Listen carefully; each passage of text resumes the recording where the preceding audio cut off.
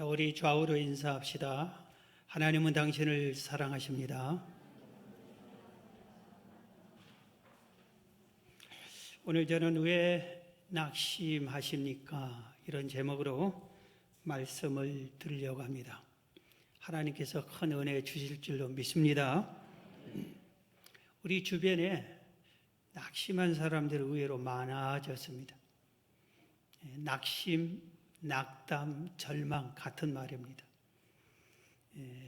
코로나 때문에 더 낙심한 사람들이 생겨난 것 같고, 그 다음에 성도들까지도 낙심하는 성도들이 많이 있는 것 같습니다.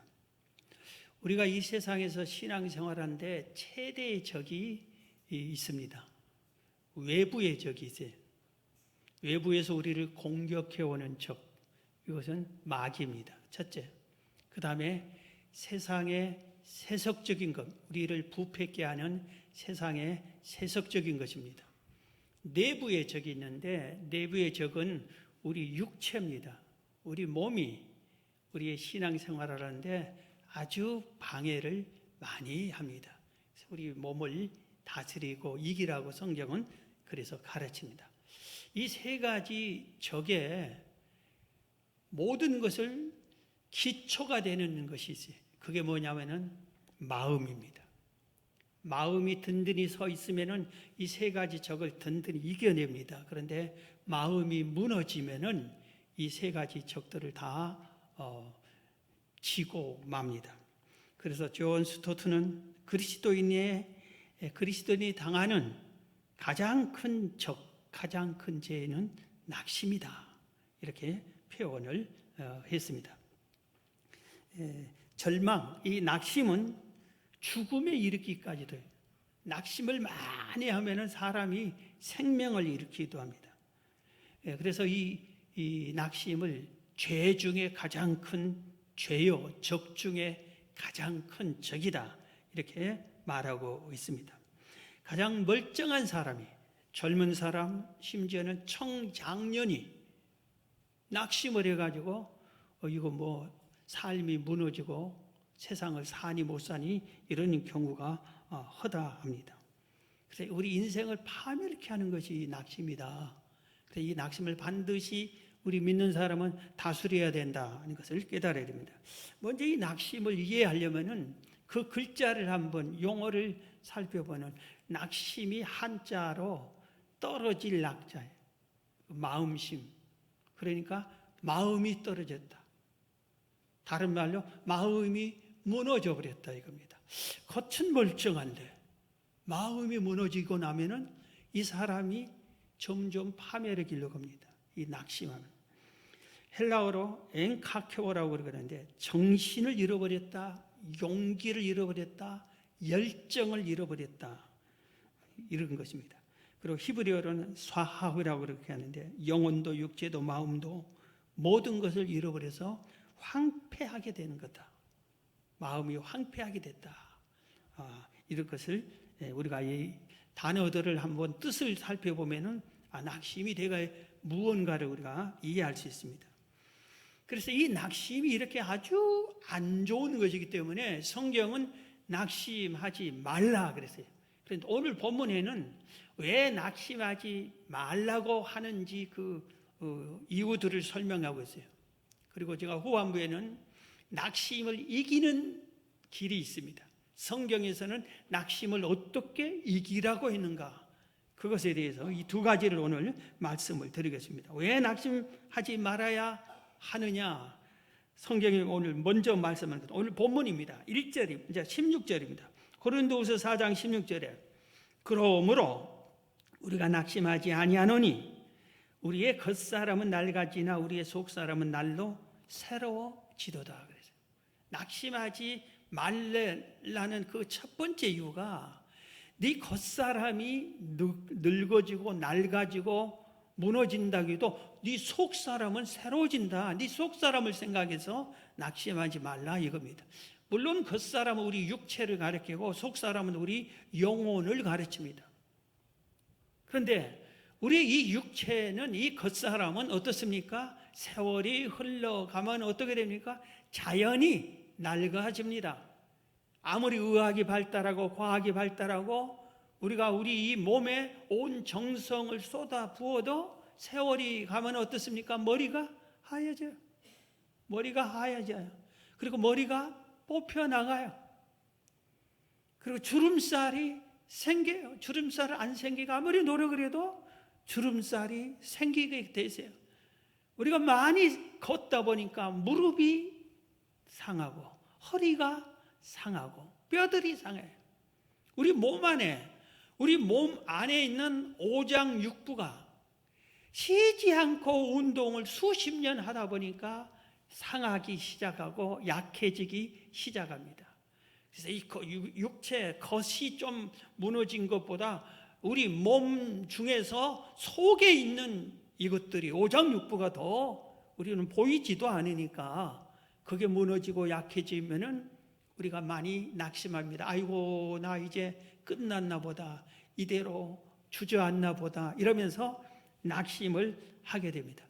그런데 우리가 알아야 할 것은 당연한 것이잖아요. 이건 당연해. 어느 누구만 독특하게 나이가 늙어가면서 머리 항상 새까맣고 머리 하나도 빠지지 않고 주름살 하나도 없고 무릎이 그냥 청년 무릎과 같이 허리가 청년 허리 같이 든든한 사람이 세상에 어디 있습니까? 나이 들면 다 낡아지지. 그런데 낡아지면서 나이가 들면서 그것 때문에 왜 낙심하느냐 이겁니다. 당연한 것을 우리가 자동차를 사면 이 새 차가 아무리 닦고 윤택 내고 보호하고 지켜주고 운전하고 와서 커버를 씌워주고 온것 다 해도 세월이 흐르면 운전하다 보면 어떤 바퀴가 고장나고 안전 내부의 모든 것이 다 고장나서 고쳐야 되고 그러잖아요. 똑같은 겁니다. 똑같은 거예요. 그래서 우리 몸이 육체가 무너진 것 때문에 낙심하지 말라 이겁니다. 그래서 욥이 이렇게 말했어요. 욥기 19장 26절에 내 가죽이 벗김을 당한 뒤에도 내가 육체 밖에서 하나님을 버리라. 욥이 지금 어떤 상황인지 우리는 잘 압니다. 온 재물과 자식이 다 없어졌습니다. 그리고 자기 몸뚱아리 하나 있는데 이 몸마저 피부가 완전히 피부병에 걸려서 아주 죽기 직전에 있었다 이겁니다. 그런데 뭐라고 그랬어요? 내 가죽이 벗김을 당하여도 내가 육체 밖에서 하나님을 버리라. 나는 이런 것 때문에 낙심하지 않는다. 하나님을 바라보면서 낙심하지 않는다. 욥이 그랬습니다. 고린도후서 5장 1절에 보면은 만일 땅에 있는 우리의 장막집이 무너지면 하나님께서 지으신 집 곧 손으로 지은 것이 아니요 하늘에 있는 영원한 집이 우리에게 있을 줄을 아느니라. 우리 몸을 장막집으로 표현을 했어요. 그런데 우리의 장막집이 무너진다. 당연히 무너지죠. 그러면은 하나님 나라에서는 우리 사람이 손으로 짓지 않은 이 주님이 지어놓은 영원한 집, 무너지지 않는 영원한 집이 우리에게 있는 줄을 안다. 그렇게 말하고 있습니다. 시골에 가니까 무너진 집들이 종종 보이더라고요. 그리고 우리 이 상계 신시가지도 아파트가 세워진 지 벌써 35년이 넘으니까 재개발 아니 어떻게 하고 벌써 8단지는 바싹 부숴버리고 새로 지었잖아요. 세상에 있는 집들은 다 그런 거예요. 그러나 하늘나라에 있는 집은 한 번 지으면 영원히 무너지지 않습니다. 그렇기 때문에 겉사람, 이 육체가 낡아진다고 낙심하지 말라. 이렇게 말하고 있습니다. 그 다음에 오늘 본문의 다음 절입니다. 고린도후서 4장 17절을 보면은 우리가 잠시 받는 환난에 경한 것이 지극히 크고 영원한 영광에 중한 것을 우리에게 이루게 함이니라. 우리가 이 육체를 가지고 잠깐 이렇게 사는데, 요새 100세 시대에 100세를 산다고 하면 100년을 사는데 환난이 있다 이겁니다. 그런데 이 환난은 하나님을 잘 믿는 사람에게도 하나님을 믿지 않는 사람에게도 동일하게 찾아오냐. 여름이 모두에게 찾아오고 지금 가을이 하나님을 믿지 않는 사람, 믿는 사람 다에게 찾아오는 것처럼 여름의 폭풍이, 큰 비바람이, 물난리가 모두에게 찾아오는 것처럼 환난은 우리 모두에게 찾아오는데 환난이 없는 인생이 없어요. 물난리가 없는 여름이 없어요. 인생은 다 그런 거예요. 환난이 다 있다 이겁니다. 그런데 믿는 사람은 이 환난을 어떻게 대하느냐? 환난 때문에 믿지 않는 사람은 낙심한데 믿는 사람은 이 환난 뒤에 영광이 있다. 그러니 낙심하지 말라. 이렇게 표현을 하고 있습니다. 환난 뒤에 영광이 있다. 다시 읽어드릴게요. 17절. 우리가 잠시 받는 환난, 그 뒤에는 영원한 영광이 있다 이겁니다. 그래서 사도 바울은 에베소서 3장 13절에 그러므로 너희에게 구하노니 너희를 위한 나의 여러 환난에 대하여 낙심하지 말라. 이는 너희의 영광이니라 그랬어요. 이게 무슨 뜻이에요? 초대 교회들이 보니까 하나님과 함께한 위대한 종 바울이 환난이 많이 있어요. 그렇기 때문에 성도들이 아니 왜 우리 주의 종 바울같이 위대한 사람, 하나님의 능력이 함께하는 죽은 자도 살린, 병든 자를 고치고 이런 능력이 있는 바울이 환난이 많을까? 시험이 들 정도예요. 그래서 바울이 얘기한 겁니다. 에베소 교회 성도들에게 내가 받는 환난 때문에 너희들 낙심하지 말아라. 이게 나중에 영광이다 그럽니다. 주의 일을 하다가 받는 환난은 다 영광이다 이겁니다. 그러면서 고린도 후서 11장 23절에 보면은 바울이 자기가 받은 환난의 얼마나 큰 것을 소개한 내용이 있어요. 고린도후서 11장 23절에 그들이 그리스도의 일꾼이냐 정신없는 말을 하거냐 나는 더욱 그러하도다. 내가 바울이 자기가 당한 환난을 소개합니다. 우리 한번 비교를 해봐요. 우리하고 내가 수고를 넘치도록 하고 옥에 갇히기도 더 많이 하고 매도 수없이 맞고 여러 번 죽을 뻔하였다. 복음을 전하다가 죽을 뻔했다. 유대인들에게 40에 하나 감한 매를 5번 맞았으며 3번 태창으로 맞고 1번 돌로 맞고 3번 파선하고 일주야를 깊은 바다에 지냈으며 여러 번 여행하면서 강의 위험과 강도의 위험과 동족의 위험과 이방인의 위험과 신의 위험과 광야의 위험과 바다의 위험과 거짓 형제 중에 위험을 당하고 또 수고하며 애쓰고 여러 번 자지 못하고 줄이며 목마르고 여러 번 굶고 춥고 헐벗었노라. 바울이 인생 사는 동안에 이렇게 환난이 많았어요. 그런데 바울은 이 환난을 왜 내게 이런 환난이 줍니까? 탄식하고 슬퍼하고 낙심하는 것이 아니라 오히려 이 환난 중에서도 기뻐하고 즐거워하고 감사했어요. 그러면서 이 바울이 한 뒷말이 있어요. 무슨 말인지 아세요? 나는 영광의 면류관이 기다리고 있다. 영광의 면류관이 기다리고 있다고 그랬어요. 자, 여러분들에게 한번 물어볼게요. 여러분이 저를 위해서, 교회를 위해서, 복음을 위해서, 의를 위해서 환난을 받은 것이 있습니까? 여러분이 세상 끝나면은 천국에서 뭐 기다린 게 있어요? 상급이 뭐가 있어요? 여러분의 영광의 면류관이 있어요? 생명의 면류관이 기다리고 있어요? 여러분이 뭐가 기다린 것 같아요? 나 어서 천국 가고 싶다 가면은 면류관을 받았을 텐데 여러분 그걸 기다리고 있습니까? 바울은 그렇게 얘기했어요. 우리는 이 세상에서 받는 환난만 생각하고 환난 때문에 탄식하고 울고 고통스러워하고 속상해하고 원망하기도 하고 이런데 바울은 이 환난을 당할 때 오히려 기뻐하고 즐거워했다니까, 감사했다니까. 예수님이 뭐라고 했어요? 나를 위하여, 의를 위하여 핍박받으면 기뻐하고 즐거워해라. 하늘에 너희 상이 크다고 주님이 말씀했어요. 바울은 그 주님의 말씀을 그대로 믿은 겁니다. 세상 사람들은 환난 당할 때 아이고 죽겠네 하지만 믿는 사람들은 이 환난을 극복하고 그 환난 뒤에 있는 영광을 깨달을 줄 알아야 돼요.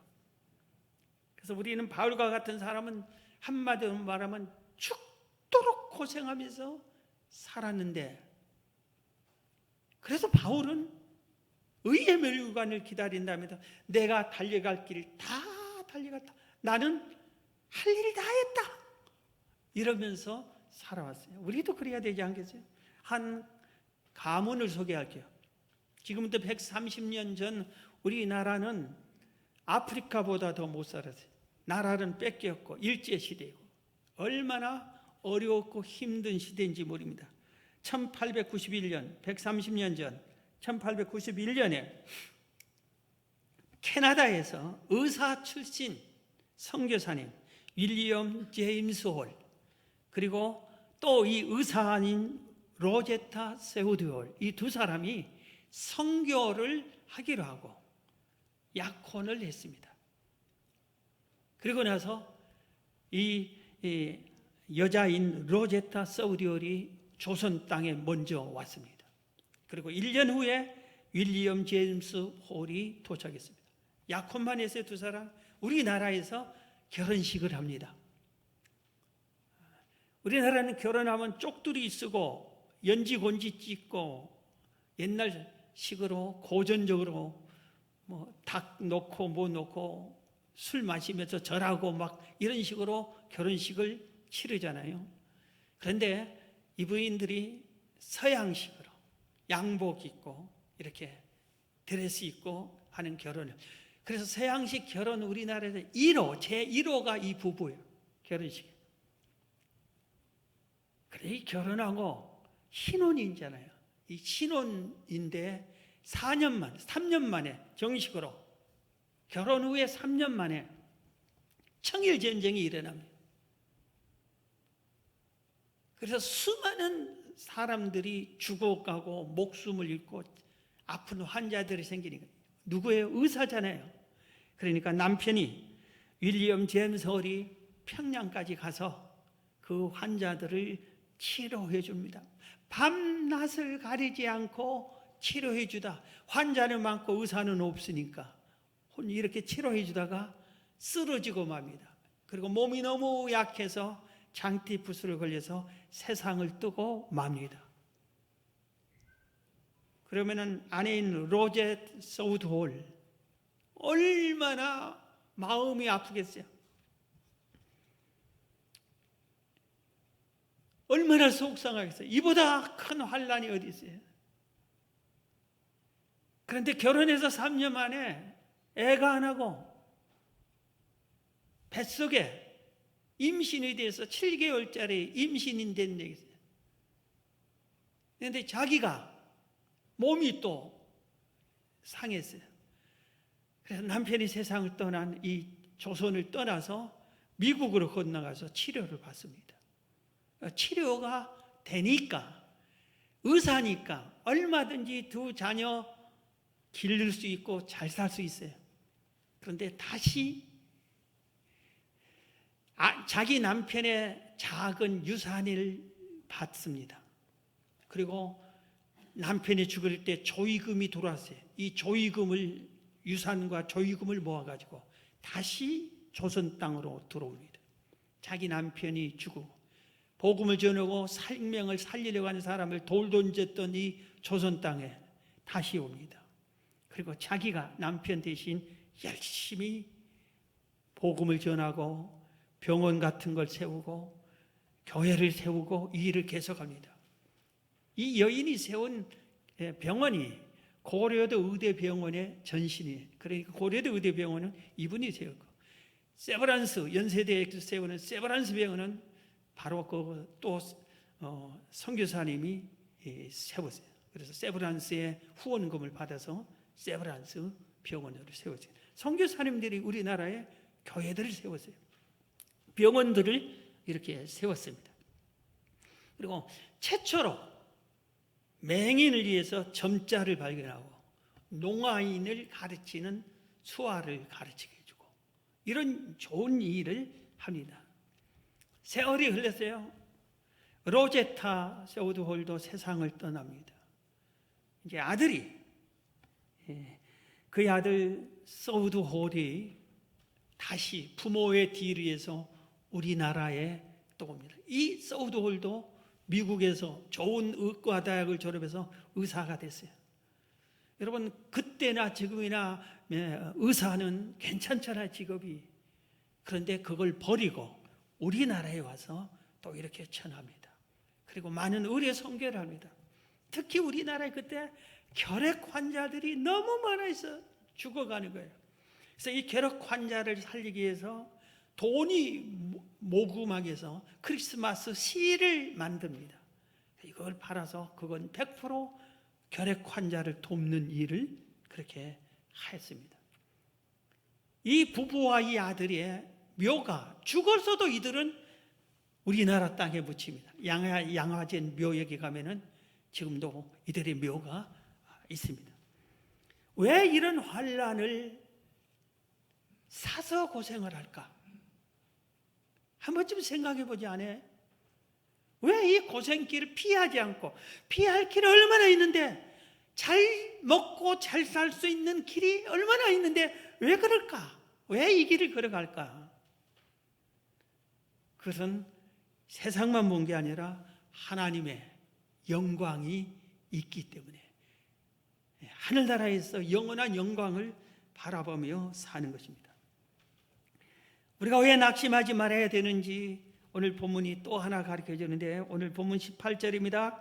고린도후서 4장 18절, 우리가 주목하는 것은 보이는 것이 아니요 보이지 않는 것이니, 보이는 것은 잠깐이요 보이지 않는 것은 영원함이라 그랬어요. 이 보이는 세상은 잠깐이다. 잠깐. 다 보이는 것이 다 변해버려요. 그러나 보이지 않는 것은 영원하다. 그러니까 보이는 세상에서 이건 잠깐인데, 잠깐 사는 동안에 환난을 당했니, 뭘 어려움을 당했니, 문제가 생겼니, 속상하니, 그런다고 낙심하지 말아라, 이 말입니다. 여러분, 우리 강단의 꽃만 봐봐요. 이 꽃이 어때요? 계속해서 바뀌잖아요. 1년 12달. 이건 그래도 좀 몇 주 갈 꽃이 돼. 수시로 우리는 뭐 관심 없이 뭐해도 옛날에 1월 달에 있는 꽃 지금까지 있어요. 벌써 쓰레기 됐지. 세상의 것은, 보이는 것은 잠깐이에요. 영원한 것 하나도 없어요. 이 세상에 내 육체의 눈으로 보이는 것은 영원하지 않아요. 그런데 보이지 않는 것은 영원해. 그래서 이 보이는 것이 잘못됐다고 그렇게 속상할 필요 없다 이게 됩니다. 이 보이는 세상에서 내가 성공했다, 실패했다고 낙심할 필요 없다 이겁니다. 내가 부자다, 가난하다, 돈이 하나도 없다, 낙심할 필요 없다 이겁니다. 내가 건강하다, 몸이 병들었다, 그것 가지고 낙심할 필요가 없어요. 왜? 잠깐이니까. 여러분, 권력 가진 사람이, 죽을 때까지 권력 가진 사람이 어디 있어요? 한 번 부자는 영원한 부자입니까? 그것도 아니잖아요. 그럼 부자로 살면 어떠고 가난하면서 살면 어때요? 여러분, 간밤에 잘 주무셨어요? 대답도 안 해요. 여러분, 어디서 주무셨어요? 100평짜리 집에서 주무시면 편안하게 단잠이 오고, 지하실 단칸 월세방에서 자면은 고통스럽습니까? 누가 더 단잠을 잤을까요? 똑같이 여기서나 저기서나. 이거 먹는 것도 비슷하지 뭐. 보이는 것은 별거 아니에요. 우리가 잊지 말아야 돼. 잠깐, 이 세상은 잠깐이에요. 잠깐. 흘러 순간 지나가요. 그렇기 때문에 이 세상에 뭐 이런 것 때문에, 일어나는 일들 때문에 우리가 낙심할 필요가 없다 이겁니다. 바울이 이 세상이 전부였다면 바울같이 고생했으면 얼마나 낙심했겠어요. 근데 바울은 한 번도 낙심한 적이 없어요.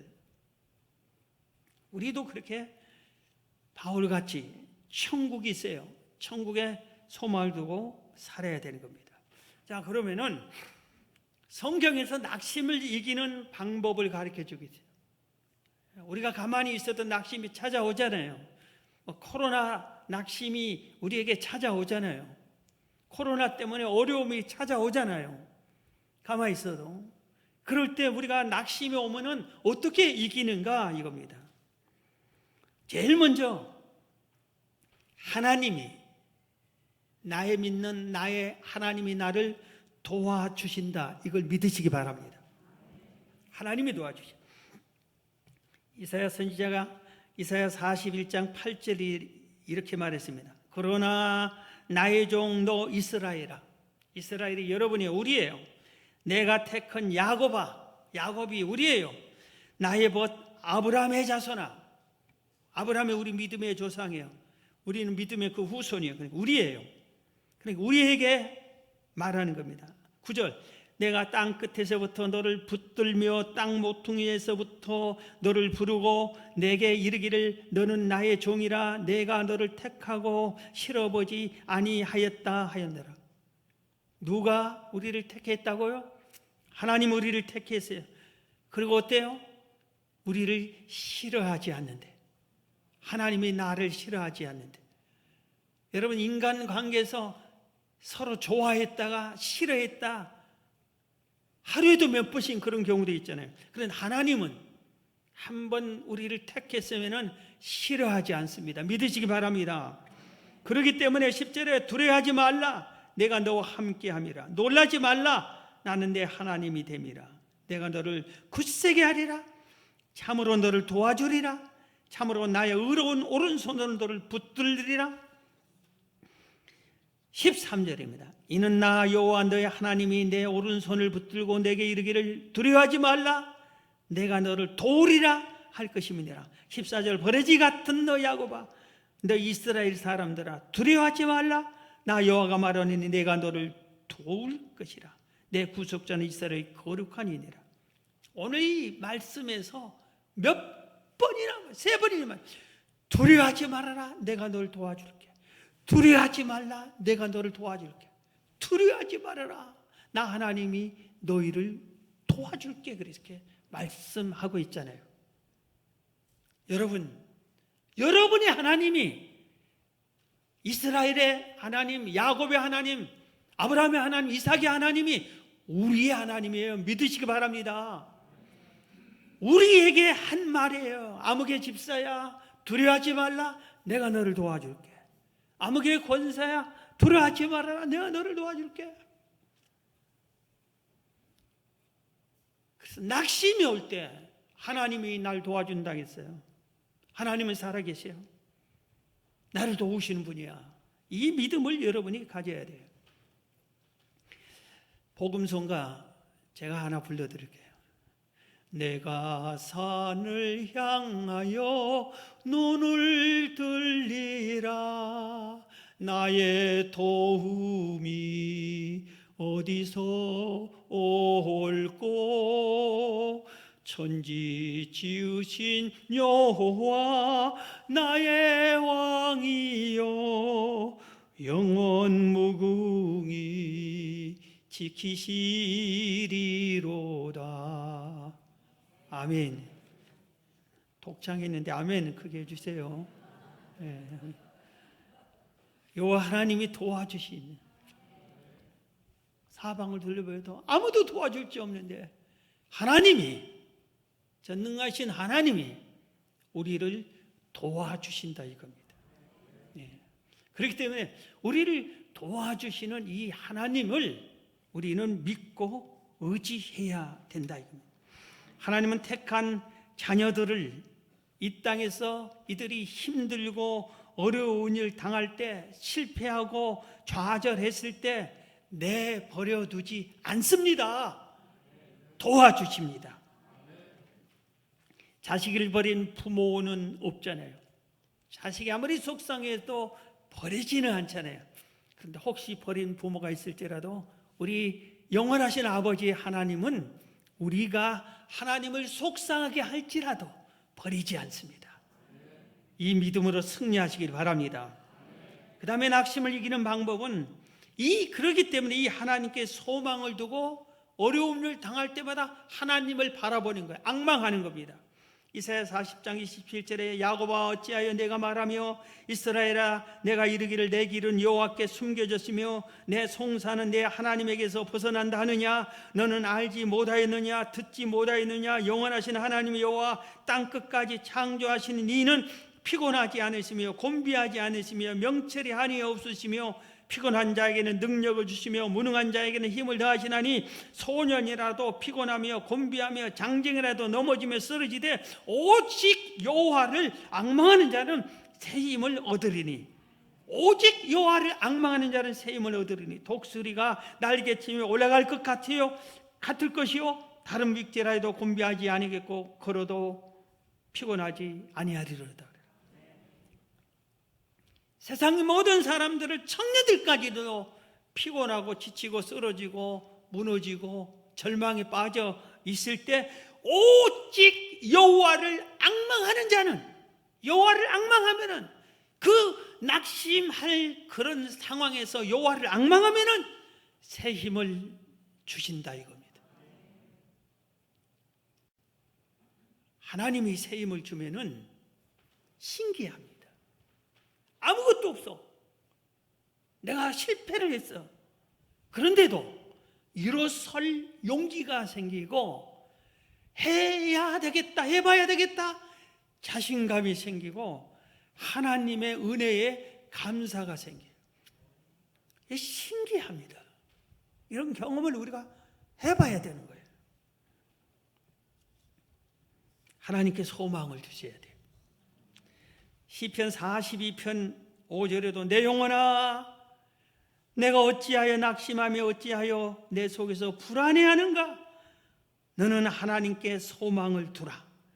그가 나타나 도우심으로 말미암아 내가 여전히 찬송하리로다. 내 하나님이여 내 영혼이 내 속에서 낙심이 되므로 내가 요단 땅과 헤르몬과 미사렛 산에서 주를 기억하나이다. 낙심이 될 때는 하나님을 기억해라. 낭망하지 말아라. 불안해하지 말라. 자기가 자기에게 지금 한 말이에요. 내 영혼아 너 왜 불안해하느냐, 너 왜 두려워하느냐. 하나님께 소망을 두어라. 하나님이 도우신다. 내가 내 자신에게, 내 속사람에게 지금 한 말이 방금 시편 42편 5절입니다. 소망, 다른 말로 희망을 갖는 자와 갖지 않는 자는 하늘과 땅 차이예요.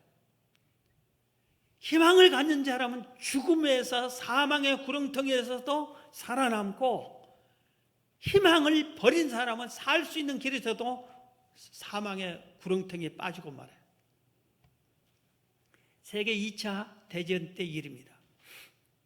독일군이 수많은 유대인들을 붙잡아서 수용소에 가둬놓고 죽이기 시작을 했습니다.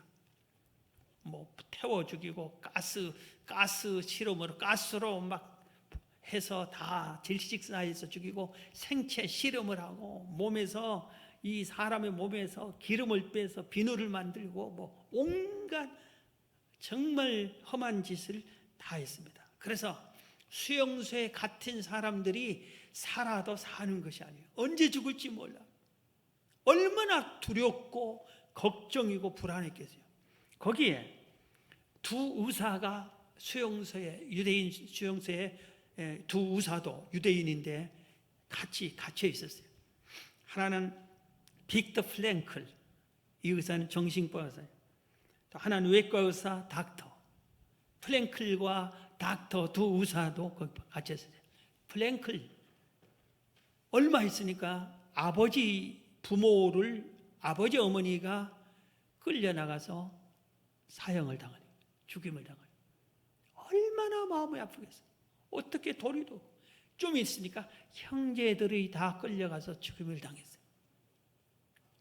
조금 있다가 사랑하는 아내도 끌려가서 죽임을 당했어요. 그래서 낙심해서 이제 나도 죽는구나, 살기도 싫다, 이런 생각이 들었어요. 그런데 갑자기 닥터라는 그 외과 의사가 눈이 초롱초롱 빛나가지고 갑자기 변해가지고 자기에게 찾아와서 나 간밤에 꿈을 꿨다고. 무슨 꿈을 꿨냐? 꿈에 추수감사절에 연합군이 진격해 와서 승리해가지고 우리를 해방시켜줬다고. 분명히 이건 추수감사절에 우리가 해방될 거라고 알려준 꿈이다.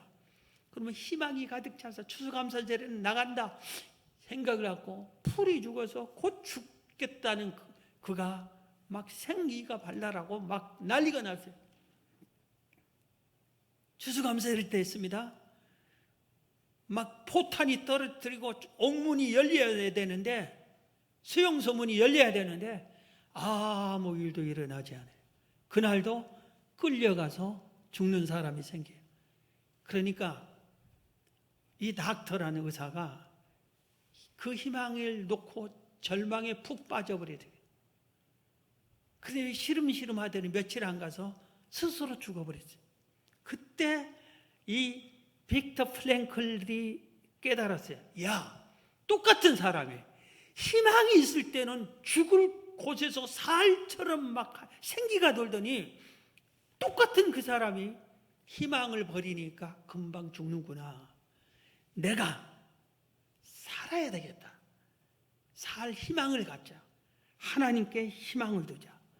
하나님의 뭐야? 내가 사는 길은 이 세상에 희망 둘 것이 없다. 오직 하나님에게만 희망이 있다. 하나님을 붙잡자. 그리고 희망의 줄을 붙잡았어요. 그는 살아남았습니다. 그 수용소에서 살아났습니다. 여러분, 얼마나 힘든 일이 빠졌고 절망의 구렁텅이에 있을지라도 희망을 붙잡으면 일어설 수 있습니다. 여러분, 하나님께 소망을 두시고 희망을 갖기를 주의 이름으로 축원합니다. 그 다음에 우리가 산 낙심을 이기는 방법이 있어요. 우리가 어려움을 당했다, 환난을 당했다, 끝이 있다, 그리고 피할 길이 있다. 이 두 가지를 생각하면 돼. 고린도전서 10장 13절에 그렇게 말씀하셨어요. 사람이 감당할 시험밖에는 너희가 당한 것이 없나니 오직 하나님은 미쁘사 너희가 감당하지 못할 시험당함을 허락하지 아니하시고 시험당할 즈음에 또한 피할 길을 내사 너희로 능히 감당하게 하시느니라. 능히 감당하게 한다. 피할 길이 있다 이겁니다. 환난은 이길 수 있다. 끝이 있다. 이것과 환난은 우리가 내가 도저히 감당 못할 때는 하나님이 피할 길을 열어주신다. 이 믿음을 가지셔야 됩니다. 우리가 다시 한번 또 뒤돌아봅시다.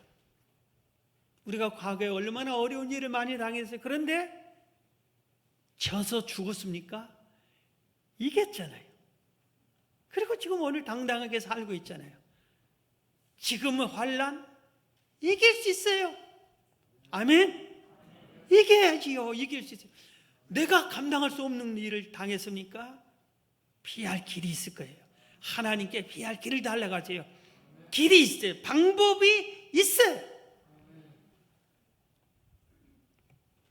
우리 믿음의 선배들은 모두 다 환난을 이겨냈습니다.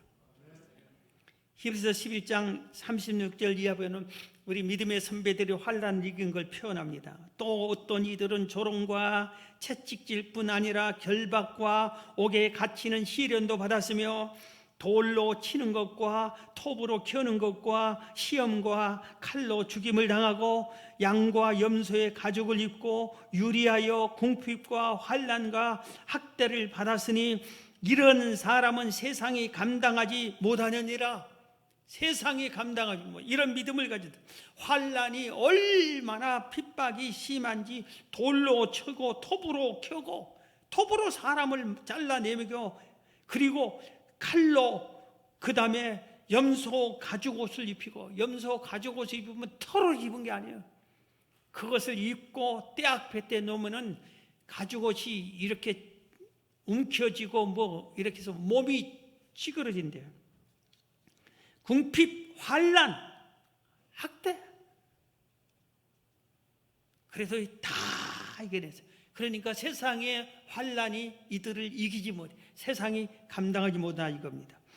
그들이 광야의 산과 동굴과 토굴에 유리하였다. 여러분 어젯밤에 어디서 주무셨어요? 굴 속에서 잤어요? 흙 속에, 흙 구덩이에서, 두더지처럼 흙 구덩이 속에서 살았어요? 우리 믿음의 선배들은 토굴에서, 그런 데서 살았다 이겁니다.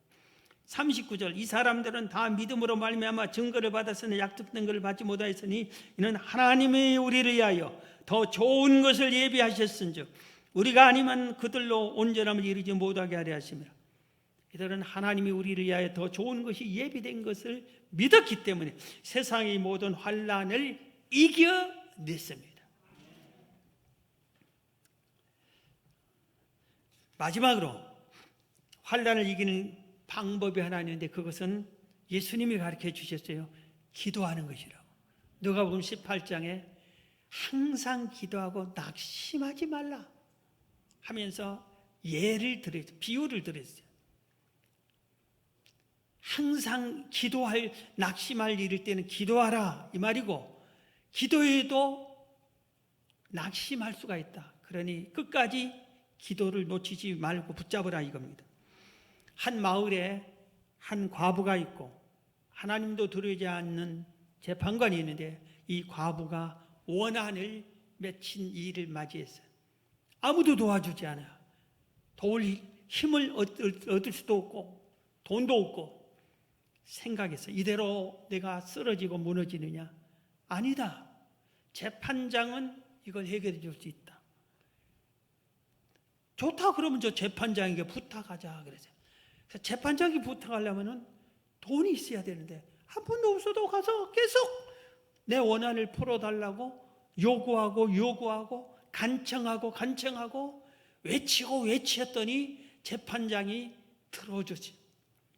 이 얘기를 예수님이 해주면서 이런 말을 했어요. 누가복음 18장 6절에 주께서 또 이르시되 불의한 재판장이 말하는 것을 들으라. 하물며 하나님께서 그 밤낮 부르짖는 택하신 자들의 원한을 풀어주지 아니하시겠느냐? 그들에게 오래 참으시겠느냐? 내가 너희에게 이르노니 속히 그 원한을 풀어주시리라. 그러나 인자가 올 때 세상에서 믿음을 보겠느냐 하시니라. 이 여인은 자기의 원한을 세상적으로 볼 때는 풀 길이 없어. 방법도 없어요. 그런데 딱 한 가지, 재판장한테는 얘기하면 해결될 수 있다는 걸 알았어요. 그래서 그 재판장이 가서 매달려서 했다 이겁니다. 그러니까 예수님이 기도하고 항상 기도하고 낭망하지 말라. 하나님께 끝까지 매달려라. 하나님은 재판장보다 훨씬 좋으신 분이다 이 말입니다. 하나님은 우리가 이 여인처럼 매달리지 않아도 더 훨씬 빨리 해결해 줄 줄로 믿습니다. 말씀을 마치겠습니다. 두 가지 오늘 반드시 있지만, 하나는 낙심하지 말자. 그 다음에 낙심할 일을 만났을 때 낙심을 이기는 길이 있다, 방법이 있다. 오늘 낙심을 이기는 방법 4가지를 가르쳐서 하나님의 도우심을 믿어라, 하나님께 소망을 두라, 피할 길이 있다. 끝까지 환난은 끝이 있고 피할 길이 있다. 그 다음에 기도로 이겨라. 이 4가지가 이기는 방법입니다. 여러분 다 낙심을 승리하시기를 주의 이름으로 축원합니다.